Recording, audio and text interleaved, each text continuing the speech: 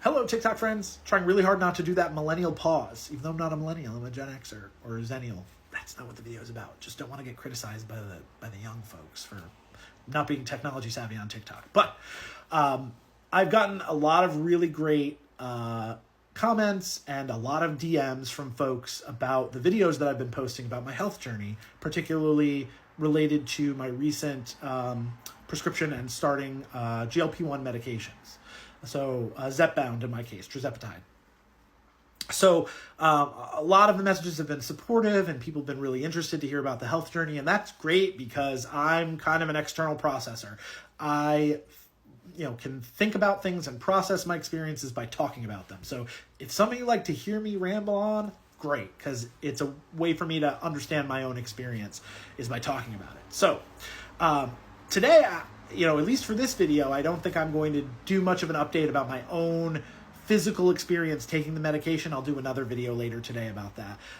I want to address some of the comments that I've gotten in my DMs and comments I've seen on other people's posts and in social media elsewhere that are critical of people like me who are utilizing GLP-1 medications. The criticism largely comes from folks who are saying, essentially, you should not be using these medications to treat obesity because they are intended to treat type 2 diabetes. And there's a nationwide shortage, and there are a bunch of people who have type 2 diabetes who can't get their medication, and it's your fault. And you should be ashamed of yourself for taking these medications for purely vanity reasons. Go work out, stop eating so much. This is your fault. The people with type 2 diabetes need that medication to live. Stop seeking medical care, abusing these medications. This is basically what people are saying. And that needs to be addressed head on because I think that there is a bit of a logical fallacy in that thought process. But in addition to that, it's also ignorant to a certain degree, unfair to a large extent, but also coming from a place of misdirected anger. And I wanted to address those things.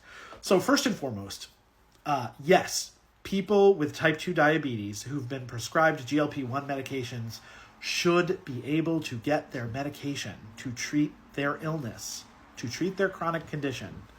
That is not a question. I don't imagine that anybody would disagree with that. And if they do, that's not healthy thinking.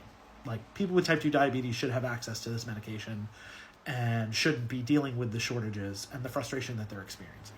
However, I would also argue that most of the people that I know who are utilizing GLP-1 medications to treat obesity are not doing so for purely aesthetic or vanity purposes. It's not people who are like, oh, I wish I could lose these last 20 pounds.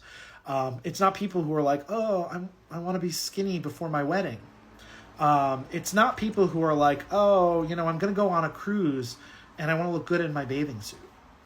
The people that I know, the people that I've seen on TikTok posting about being prescribed these medications, the people that I know in person, they're all people who are being prescribed these medications to treat serious underlying conditions associated with obesity. And I would assert that obesity is a disease. In fact, the entire medical community recognizes obesity as a chronic disease. That aside, the flawed thinking is that people who are utilizing medication that they were legitimately prescribed are a problem because the medicine is scarce, and other people who were legitimately prescribed those medications to treat other, arguably related, medical conditions should be prioritized. So I think that we should be redirecting our anger away from each other and toward the for-profit pharmaceutical companies that produce these medications, that own patents for these medications. And that the criticism should be focused on those companies that invested millions upon millions of dollars in advertising and marketing. How many of you have seen commercials for Ozempic and know that theme song like it's your favorite tune that played on the radio? How many of you have seen advertisements for Mounjaro?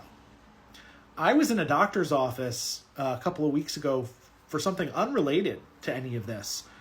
And while I was sitting in the exam room waiting between the nurse who triaged me and took my vitals and my actual healthcare provider coming in, I saw on a LED screen, LCD screen? Wow. On a TV screen in the room, 3 advertisements for Mounjaro and Zepbound go across the screen. And the pharmaceutical companies paid to have those advertisements on those systems. They paid to have those advertisements in magazines. They paid to have those advertisements on television. All of this marketing investment did not go toward the investment that was necessary in the infrastructure required to produce enough usable doses of the medication to meet the demand that would be created by the very advertising these companies spent their money on.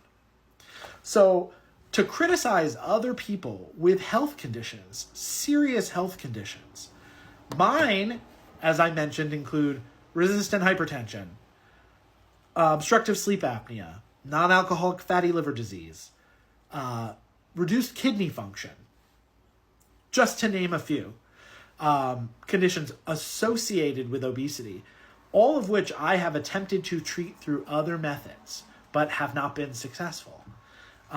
That 2 of my doctors, a primary care physician and a nephrologist, kidney doctor, advised that I take this medication to treat those conditions, that to assist with obesity, which exacerbates those conditions.